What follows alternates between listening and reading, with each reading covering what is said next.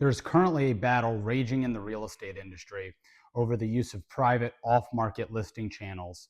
And at the core of that debate is consumer fairness and whether or not consumer fairness should be for sellers or for buyers. For some quick context, about 5 years ago, there were rules added to the real estate industry nationwide that required brokers and agents to enter a listing into the MLS for public distribution within one business day of any public marketing. So email blasts, yard signs, listing on a website, anything like that, a listing had to go into the MLS within one business day. This effectively eliminated a growing shadow inventory of private off-market sales. And that was the intent of the new policies. The industry did not want to see a fragmentation of sale platforms and listing channels that were starting to become popular at that time. And so last year, when you saw all the headlines about changes to brokerage commission rules in the real estate industry, one of the byproducts of that was the elimination of the rules that were preventing these private off-market sales channels. And there has been a rapid and significant increase in private listings and off-market sales over the last 6 to 8 months. And this brings us to the debate that is currently raging within the real estate industry. On one hand, you have the proponents of private listing channels saying that it should be up to the seller and the broker they hire to determine what the best path is to market their property and what makes the most sense to them, whether or not that is through standard public distribution channels like local MLSs that feed to websites like Zillow, or whether or not it should be private limited access channels like some of the off-market platforms that we're seeing pop up. And on the other hand, you have opponents of the private listing channels saying that a fragmentation of the industry is bad for all consumers. It's bad for buyers because they don't know where they can go for a single source of homes available for sale. And it's bad for sellers because when you go through private channels, you do not get the full exposure to the market. And therefore, sellers are more likely to earn less on the sale of their home because of the lack of exposure. There's also a really important fair housing component to this as well.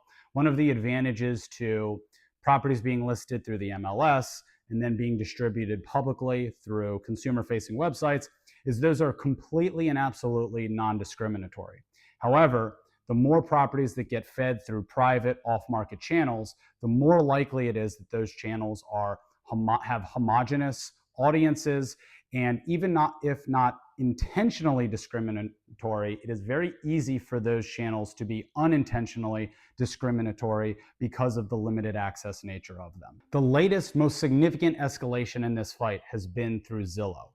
Zillow has built a nearly $17 billion business by retrieving listing feeds from MLSs across the country and repurposing those into value-add consumer formats that about half of consumers go to for their home search. And so if properties are not going to the MLS and staying on these private off-market channels, Zillow does not have a way of collecting that information. And the fewer homes Zillow has listed for sale and the less reliable it is as a complete and total data source for homes for sale, the more it weakens Zillow's business. And so Zillow recently announced its own policy saying that if homes were not entered into the MLS within one business day of public marketing, Zillow is now threatening to remove those listings from Zillow for the life of that listing.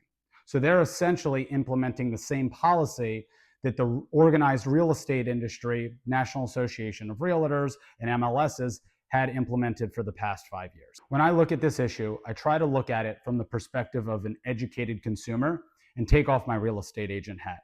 I'm trying to decide which outcome produces the best net results for American consumers. I agree with the very strong argument that sellers and the brokers and agents that they hire should be able to control and choose the path for marketing their home that they think is in their best interest. However, I think that when you compare that to a fragmented, limited access real estate market, I think the negatives of that far outweigh the negatives of sellers and their agents losing some control over their marketing. And I think that something similar to what we have had for the last 5 years that limits or eliminates these private off-market sales channels is best for the American consumer. So I'm curious, what do you think? Should consumer fairness favor sellers or buyers? I don't think it can favor both. For a full analysis on this issue and more of my thoughts on it, just check out this week's Ask Eli column. Thanks for watching.